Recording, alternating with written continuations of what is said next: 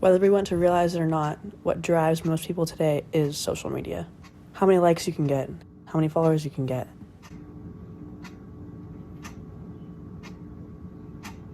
I decided to take a different look at it. Stay close to home for now, branch out as I go.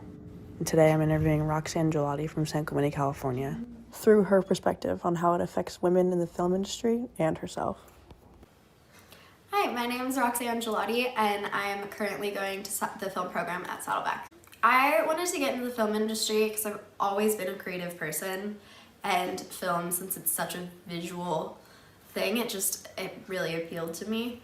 I wanted to go into fashion for a while, but I ended up switching to film just because, I don't know, I think you can get bigger messages across, and that's something that I'm really passionate about.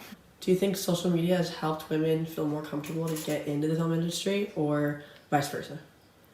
I think that social media has made more of awareness of what goes on in the film industry, and that's been helpful for, I know me personally, and I know a few other girls that started getting into it based off being able to watch like YouTube videos behind the scenes and see different little Instagram clips of their favorite movies being made, which is definitely helpful. And then I think also the community aspect of social media helps a lot, because if you post something you make, you get instant support back, which makes you feel like you can keep going and actually see this as a real career. It makes you feel a little bit more validated, which I know for me personally as a girl has been helpful.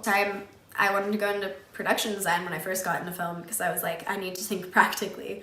Girls don't really make it as directors, and that's, I don't know, just a crazy job. But then I started talking with more people who were like, oh, I want to be a director, and that really got me thinking, and I was like, if they can do it, why can't I? What's stopping me besides myself? How do you personally feel about social media, like with your own body image versus being the one behind the camera shooting someone else? I'm definitely more comfortable behind the camera. I always have been, especially with social media. I have a lot of friends who I'd rather shoot them because I don't have to focus on my insecurities because I'm not the person in the photo, but I still get to create and have all the fun with it. I definitely have been trying to push myself more in my own social media and show myself more, because I think that's something I've always been a little bit more insecure about. I don't know why. I think it's just, as soon as it's in an image, you see all of your flaws there. Do you think it had to do with where you grew up? Yeah, growing up in a beach town where you spend 80% of your childhood to adolescence in a bikini was definitely hard. I would run into teachers and boys I had crushes on wearing pretty much nothing, which isn't a bad thing, but it definitely made you more conscious of what you look like. And then I think the social media aspect on top of that, now it's all of your insecurities that you have in your head are like immortalized. So you can keep nitpicking those little things that, oh, why didn't I suck in more? Why does I have fat right there? Why do I look like this, you know? All of those little flaws just stick out more. I think that it's really important if somebody is interested in your work to be able to show them what you've done and what your ideas and what you're capable of. So social media is a really easy way to share that and get your vision out there. What do you plan on using it for in the next 5 years? I definitely, as far as social media goes for the next 5 years, I plan on using it more as a portfolio kind of, and being able to post more of my like small projects or teasers for things I'm working on movies wise, and also using it as a place just to connect with friends. I know I have some friends who live in other states and stuff, and it's always cool to get to see their Instagram story and see what they're doing that day, even though they're on the other side of the country. So I'll continue doing that with it. Okay, my personal thoughts on social media are that it can be a really fun place, but it can also be a really scary place.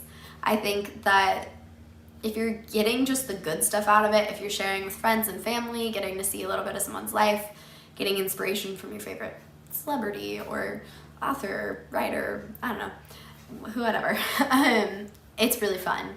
I think that being able to share little pieces of yourself is cool, but I also think on the flip side, people can get sucked in and it can become too much of their identity. I think that if social media is what defines you, you're never going to be happy. You have to have a life outside of it and just use it as something fun and a tool for life. My final notes on interviewing Roxy Gillotte is that she is completely above and beyond everybody else her age. And after seeing some of her work, and I've been lucky enough to have been a part of it,